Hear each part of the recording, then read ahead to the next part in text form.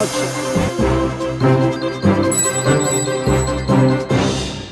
controversial convention of the National Association of Nigerian Students ended this weekend with 3 factional presidents. We spoke to one before the break. And joining us now in the studio is Pedro Obi, who is the president of another faction in NANS. Thank you so much for joining us. Good to see you. Well, behind the cameras, you said you were not happy that we're referring to you as factional president, but that's what it is right now because 3 people are laying claims to the same position. What exactly is at stake here? Why are Nigerian students not able to come together, quietly and carry out a contest and agree as to who emerged? What exactly, why has it gotten to this point? Yes, thank you very much. You see, like you said, what is at stake? And from all indication, there is something that probably some certain people are here to tell us what is actually at stake. Which people now are you referring to? Yeah, people, I mean, there are various factors that played out with respect to that convention, leading to the convention proper and climaxing 27-28. And today we are here still talking about the convention, which ordinarily we should have moved on with whoever that has emerged, the other people congratulating them peacefully. But you see, when issues like this arises, you definitely have causes to have what we are currently facing. But for me, like I said, whatever I have done, the process that led to my emergence, it is all enshrined in our procedures. You understand? So as president today, I make bold because I've been involved.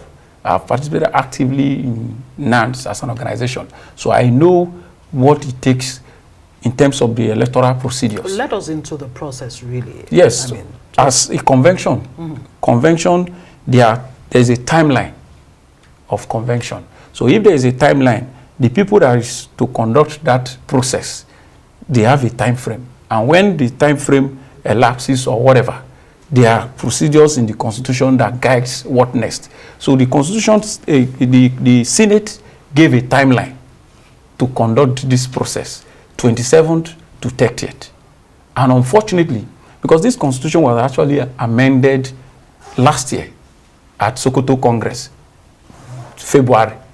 You understand, because of where people will come to convention, they spend more than 1 week, 2 weeks. So in order to manage that kind of situation, the Constitution now, through the amendment, they now make sure that there were some check and balances. And at the end of the day, the Senate will provide a timeline, in this case, 27 to 30th. And as I'm talking to you, what happened that period?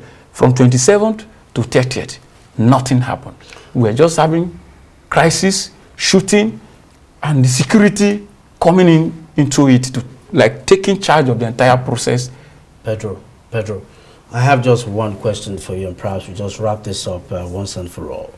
Does it bother you that the image that you people have out there is that you people cannot coordinate yourselves, you're so unruly, and you cannot put together a decent election as a body that represents Nigerian students who are being trained to be responsible leaders? Does it bother you? Yes, absolutely. Why not? Why won't it bother me? It bothers me. And it's just that the society, whatever, the organization is not an isolation of the country. It is the people that makes up, the people in the country that also makes up the organization, the union. So that is why people like us, when I was campaigning, I campaigned from one state to the other, across the 36 states and the FCT, from one campus to the other. And when I was campaigning, I told my people, I told the student union government, because they are the senators, they are the voters, they are the delegates. And I made it clear that, see, if I become the president of NANS, we must start to do things differently. And doing things differently, I must get closer to you as the student union government president. Because it's not just enough to say I'm the NANS president. If you are the NANS president, then there must be a very sound, robust relationship between you as the president and the student union government government, so that whatever happens... That is after you have legitimately emerged emerged as the president, substantive, recognized by all. Yes. But, you know, I mean, you said something very poignant there. I mean, the ivory towers are supposed to, you know, demonstrate how things ideally should be done, whether it is elections or whatever. And here we are. This is the situation. How do you think this matter will be resolved? How will it even be resolved? There are 3 people who are laying claims to this position. Yes, you know, the union, it is not a country. It doesn't have army. It doesn't have police. Thankfully. So, yes, it doesn't. So it is the people that make sure. I am very certain that it is a recurring decimal. Unfortunately. Why so? You understand? So that is because of because they don't have. We don't have like the paraphernalia of office, like I just mentioned, the security or those check and balances. Even the judiciary, that if probably in the Nigerian constitution today, whatever happens in the electoral process, whatever happens, there's a process that you need to take post-election. But I'm talking to you, there is no such arrangement in the organization. But for me, as the president of NANS, at the right time, the people will know who their president is. Because it has always, even last convention, it happened. But at the end of the day... What will it take to resolve it? I mean, because that's a very important thing that needs to happen. It must be resolved. What it takes to resolve is continued engagement for me. People that I lead know that I'm their president. And when it happens, it may take, unfortunately, it may take some time. But definitely the water will find its route. So that I can assure Nigerians that whatever it takes as a person, I am prepared for this project, I am prepared for this office, and whatever it takes, we must do everything to ensure that we lead Nigerian students without any distraction. These are big distraction. Pedro Obi. Yes. Say journey to your destination.